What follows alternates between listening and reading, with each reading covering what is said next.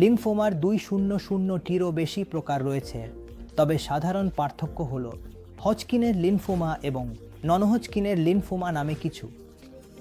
এই নির্ধারণটি অস্বাভাবিক লিম্ফোমা কোষের পৃষ্ঠে উপস্থিত প্রোটিন মার্কারগুলির উপর ভিত্তি করে করা হয়। আইএইচসি বা ইমিউনোহিস্টোকেমিস্ট্রি নামে একটি পরীক্ষার ভিত্তিতে আমরা হজকিনের এবং নন হজকিনের লিম্ফোমার মধ্যে পার্থক্য করি। এটি চিকিৎসার প্রভাবের কারণেও গুরুত্বপূর্ণ। অধিকাংশ হজকিনের লিম্ফোমা সামান্য কেমোথেরাপি বা এমনকি ইমিউনোথেরাপি দিয়ে কার্যকরভাবে চিকিৎসা করা যেতে পারে।